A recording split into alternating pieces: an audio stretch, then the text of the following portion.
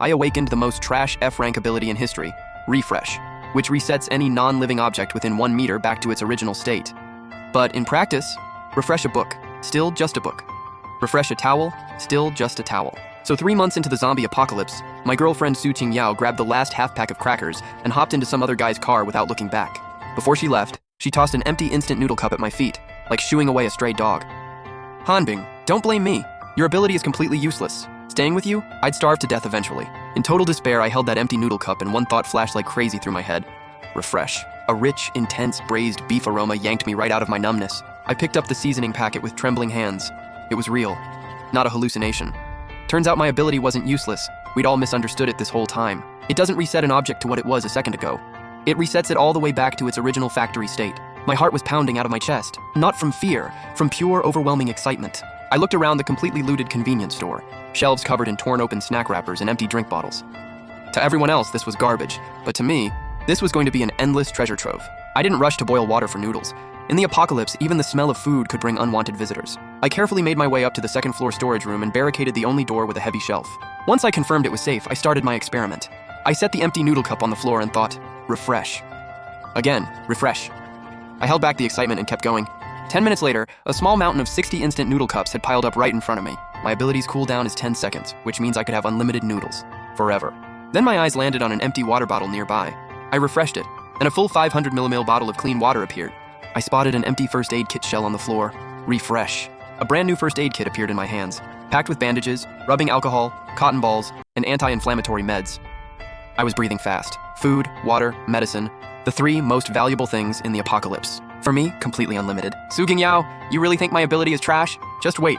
One day you'll all be on your knees begging me to spare you a single bite. For the next 3 days, I locked myself in that storage room and went on a full-blown refresh rampage. Before long, all those mountains of empty packaging became my raw materials. Chips, crackers, chocolate, anything that could fill a stomach. I refreshed out by the crate load. Drinks and water piled up and filled half the room. Most importantly, I found an empty gas canister. Paired with a portable camping stove from the store, I could finally eat something hot. I shut every window in the storage room, boiled a pot of water, tore open 3 seasoning packets, and carefully dropped in the noodle brick. The moment that long-lost aroma hit my nose, I couldn't hold back the tears. I cried and inhaled the whole thing at the same time.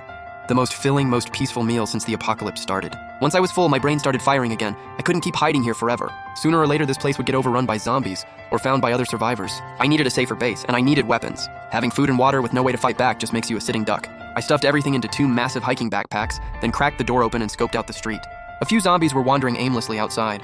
I took a deep breath, and gripped a fruit knife I'd refreshed back to razor sharp. I used the back alleys around the store to slip past most of the zombies. When I ran into a straggler, I'd crack a freshly refreshed full can of soda right at its head, and finish it off with the knife while it was stumbling. My target was Blue Bay Residential, a well-known upscale complex on the west side of town with a solid security system. High, thick walls. Should hold up for a while in the early days. More importantly, my parents' apartment was in there.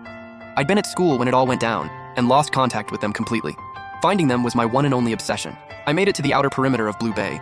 The tall iron gate was locked shut, and I could faintly make out silhouettes on the wall, guards on watch, just like I thought. This place had become a survivor base.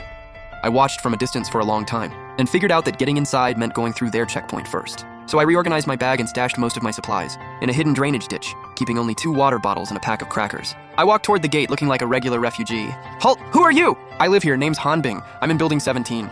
The guard on the wall went quiet for a moment, apparently checking on his walkie-talkie. A moment later, the iron gate cracked open just slightly, and a guy with a steel pipe stepped out, eyes full of suspicion. ID.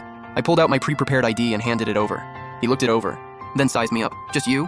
Where's your stuff? Got robbed on the way. This is literally all I have left. The guard frowned, clearly not fully buying it.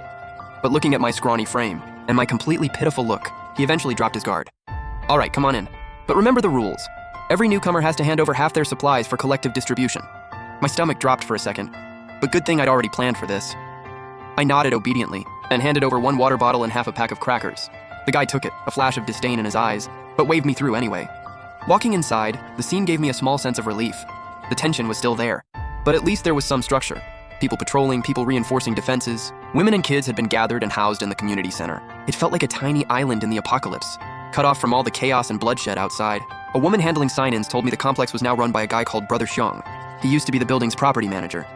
After the apocalypse, he awakened an Earth-type ability. Dad put together a security squad and kept everyone safe. Every resident gets a daily food ration based on how much they contribute. Want more? You join the patrol team or the supply crew. I used the "my body's too weak" excuse to avoid signing up for anything for now. The only thing that mattered right now was finding my parents. But when I ran to our apartment with my heart in my throat, what I found was a security door that had been forced open and the whole place completely trashed. Well, looks like one slipped through the cracks. In that moment, my heart just sank. A thin layer of dust had settled on the living room coffee table,